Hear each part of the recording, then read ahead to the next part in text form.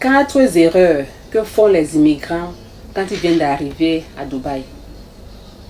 Généralement, quand vous arrivez à Dubaï, vous tombez dans ces erreurs-là. Alors cette vidéo est pour t'éduquer, elle est pour te sensibiliser, pour que toi qui as pour projet pour venir ici, que tu saches comment t'y prendre. Alors la première erreur, sans plus tarder, c'est le fait de prendre un logement loin de ton lieu de travail.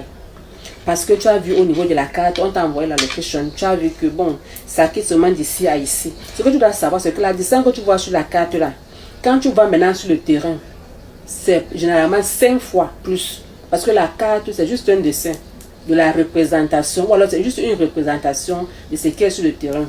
Et là, tu vas te retrouver en train de faire 2 heures pour aller à ton lieu de service. Ça te fait aller 2 heures, retour 2 heures, ça te fait 4 heures de temps. Et c'est extrêmement stressant. D'accord? Donc, pour t'éviter le stress, fais un effort pour prendre un logement qui est dans les environs autant que possible de ton lieu de service. Ça, c'était la première erreur. Alors, la deuxième erreur, c'est qu'il faut d'abord t'enraciner. Il faut d'abord faire tes marques à Dubaï avant de commencer à expédier l'argent en Afrique. Vous savez, les amis, le succès là, il est égoïste. À un moment donné de ta vie, si tu n'es pas égoïste, tu ne vas pas réussir. Parce qu'à peine arrivé, à peine tu as quelques dirhams, il faut déjà que tu envoies à gauche, il faut déjà que tu envoies à droite. Tu n'as même pas le temps d'organiser ta vie. Tu n'as même pas le temps d'arranger. C'est vrai, il y a les problèmes de l'autre côté quand on vient ici. Mais il faut savoir garder. Il faut aussi être sage. Il ne faut pas envoyer l'argent pour envoyer. Peut-être parce que tu veux jouer au bourse. Les mêmes gens qui te demandent l'argent aujourd'hui là, si tu ne reçois pas ta vie comme tu es venu là, quand tu vas rentrer, ce sont les mêmes gens qui vont se moquer de toi. Ce sont les mêmes gens qui vont dire que n'est-ce pas, il a dit que n'est-ce pas, elle a dit qu'elle était en bain. Elle est revenue avec quoi?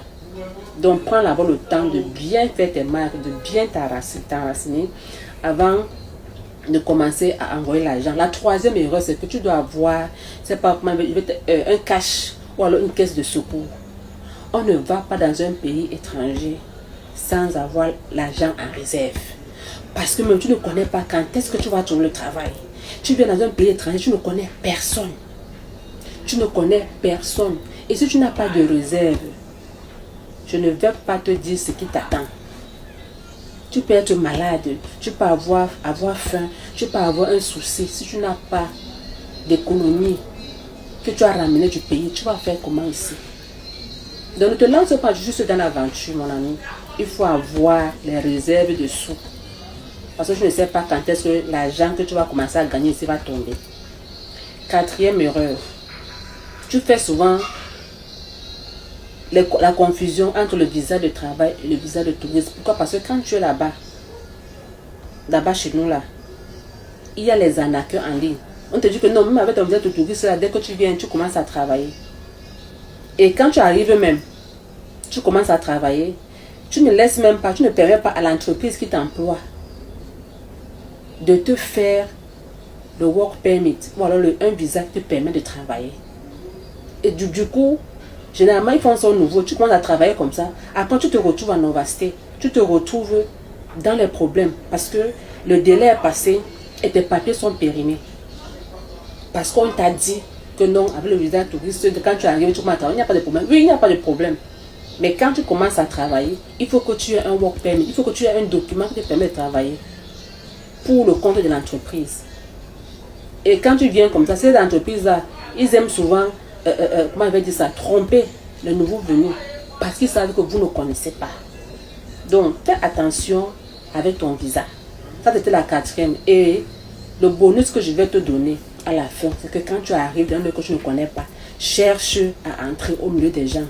Chaque fois, je vous dis ici en ligne qu'on n'évolue pas en singleton. On n'évolue pas seul. Faites tout et pour tout. Faites tout pour trouver ta communauté. C'est pas moi, tes amis. Il faut être au milieu. Bien entendu, il ne faut pas être au milieu pour être au milieu. Il faut choisir les gens avec qui tu marches.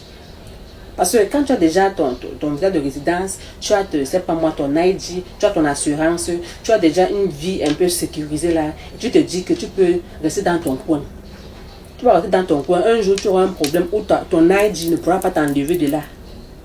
Donc, quand tu arrives, il faut être sage. Il faut savoir t'entourer. Bien sûr, t'entourer de bonnes personnes. Donc, c'était mon conseil pour tous les immigrants qui viennent d'arriver aux Émirats Arabes Unis.